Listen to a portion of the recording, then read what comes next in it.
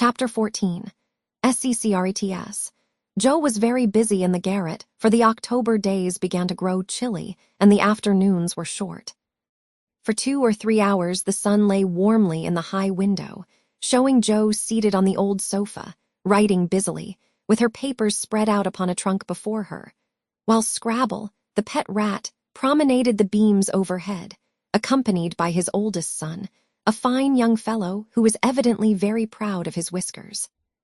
Quite absorbed in her work, Joe scribbled away till the last page was filled, when she signed her name with a flourish and threw down her pen, exclaiming, "There, I've done my best. If this won't suit, I shall have to wait till I can do better."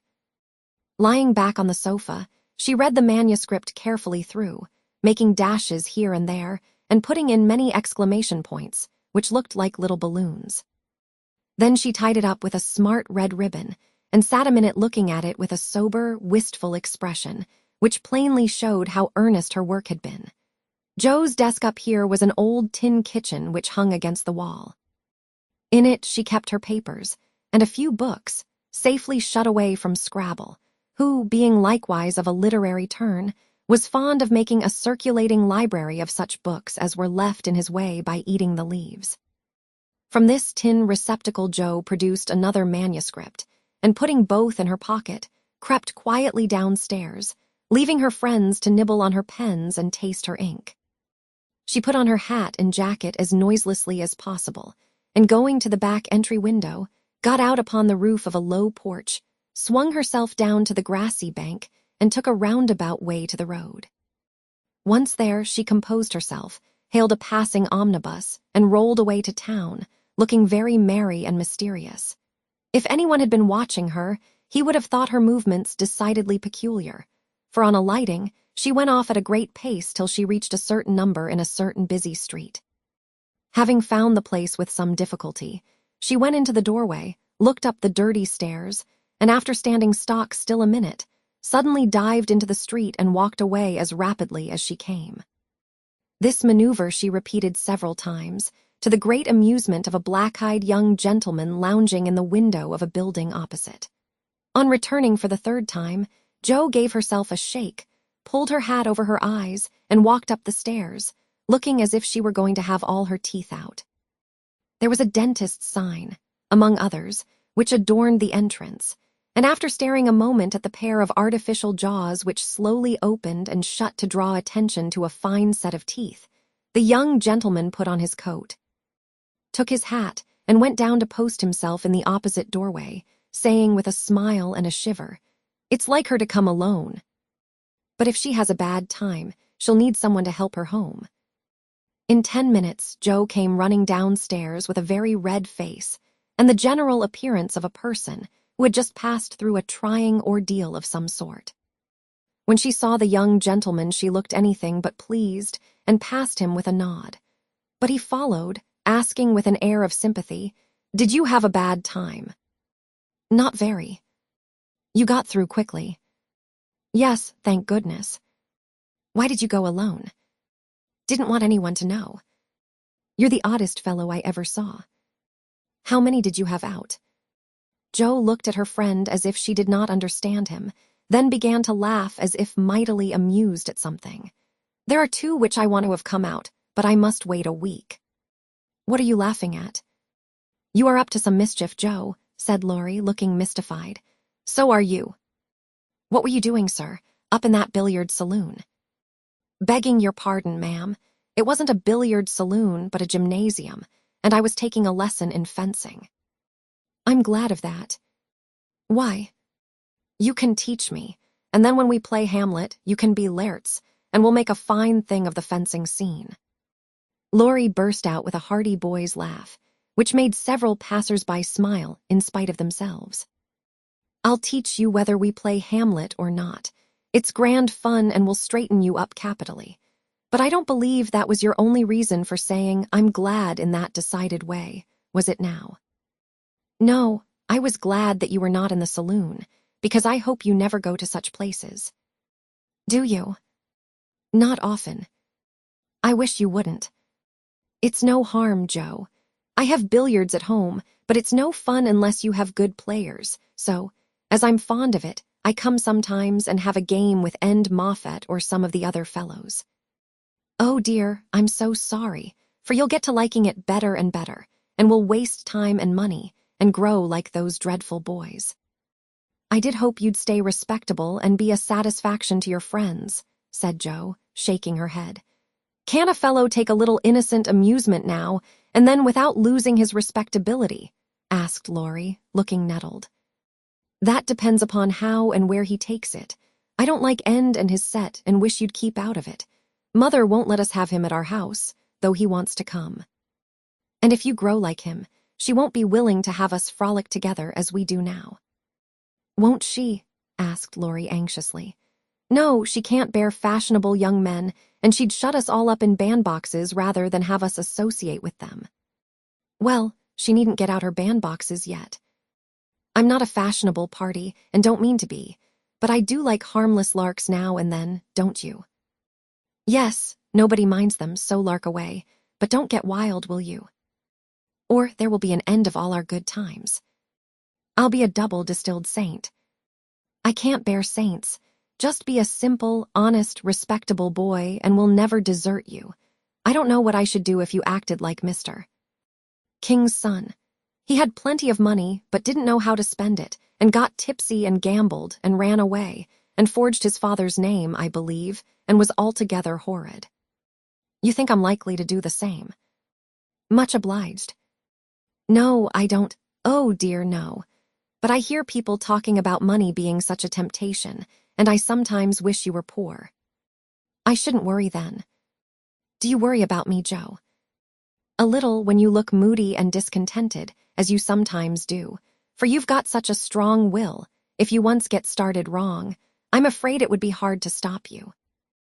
Laurie walked in silence a few minutes, and Jo watched him, wishing she had held her tongue, for his eyes looked angry, though his lips smiled as if at her warnings. Are you going to deliver lectures all the way home? He asked presently. Of course not. Why? Because if you are, I'll take a bus. If you're not, I'd like to walk with you and tell you something very interesting. I won't preach any more, and I'd like to hear the news immensely. Very well then, come on. It's a secret, and if I tell you, you must tell me yours. I haven't got any, began Jo, but stopped suddenly, remembering that she had. You know you have. You can't hide anything, so up and fess, or I won't tell, cried Laurie. Is your secret a nice one? Oh, isn't it? All about people you know and such fun. You ought to hear it, and I've been aching to tell it this long time. Come, you begin. You'll not say anything about it at home, will you? Not a word. And you won't tease me in private. I never tease. Yes, you do. You get everything you want out of people. I don't know how you do it, but you are a born wheedler. Thank you, fire away. Well, I've left 2 stories with a newspaper man, and he's to give his answer next week, whispered Jo in her confidante's ear. Hurrah for Miss March, the celebrated American authoress, cried Laurie, throwing up his hat and catching it again, to the great delight of 2 ducks, 4 cats, 5 hens, and half a dozen Irish children, for they were out of the city now. Hush, it won't come to anything, I dare say, but I couldn't rest till I had tried, and I said nothing about it because I didn't want anyone else to be disappointed. It won't fail. Why, Jo, your stories are works of Shakespeare compared to half the rubbish that is published every day. Won't it be fun to see them in print, and shan't we feel proud of our authoress? Jo's eyes sparkled, for it is always pleasant to be believed in, and a friend's praise is always sweeter than a dozen newspaper puffs. Where's your secret? Play fair, Teddy, or I'll never believe you again, she said, trying to extinguish the brilliant hopes that blazed up at a word of encouragement. I may get into a scrape for telling, but I didn't promise not to, so I will, for I never feel easy in my mind till I've told you any plummy bit of news I get. I know where Meg's glove is. Is that all? Said Jo, looking disappointed, as Laurie nodded and twinkled with a face full of mysterious intelligence. It's quite enough for the present, as you'll agree when I tell you where it is. Tell then. Laurie bent and whispered 3 words in Jo's ear, which produced a comical change. She stood and stared at him for a minute, looking both surprised and displeased, then walked on, saying sharply, "How do you know?" "Saw it." "Where?" "Pocket." "All this time?" "Yes, isn't that romantic?" "No, it's horrid." "Don't you like it?" "Of course I don't. It's ridiculous it won't be allowed. My patience, what would Meg say?" "You are not to tell anyone, mind that." "I didn't promise." "That was understood, and I trusted you." "Well, I won't for the present anyway, but I'm disgusted, and wish you hadn't told me." "I thought you'd be pleased." "At the idea of anybody coming to take Meg away." "No, thank you."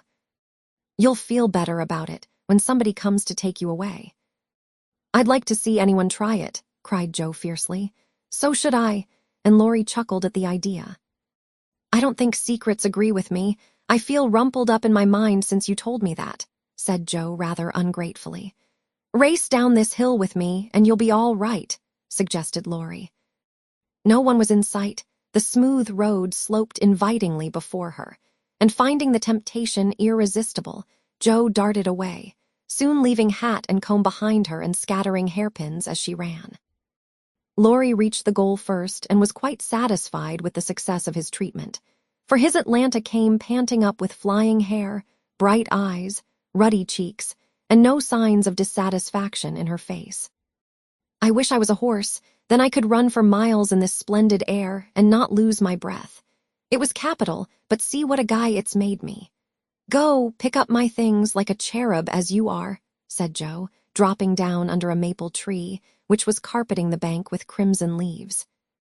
Laurie leisurely departed to recover the lost property, and Joe bundled up her braids, hoping no one would pass by till she was tidy again.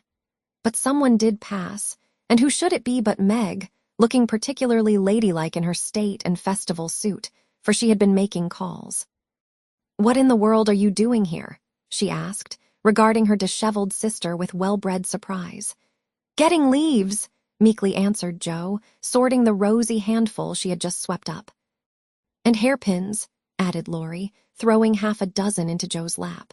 "They grow on this road, Meg, so do combs and brown straw hats."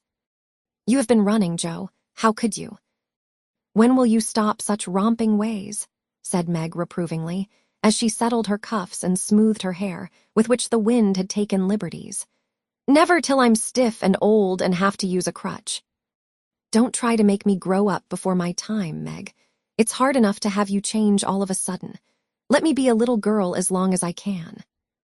As she spoke, Joe bent over the leaves to hide the trembling of her lips, for lately she had felt that Margaret was fast getting to be a woman, and Laurie's secret made her dread the separation which must surely come some time and now seemed very near.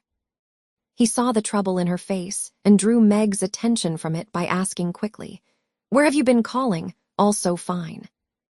"At the gardener's, and Sally has been telling me all about Belle Moffat's wedding. It was very splendid, and they have gone to spend the winter in Paris. Just think how delightful that must be." "Do you envy her, Meg?" said Laurie. "I'm afraid I do." "I'm glad of it," muttered Joe, tying on her hat with a jerk. "Why?" asked Meg, looking surprised.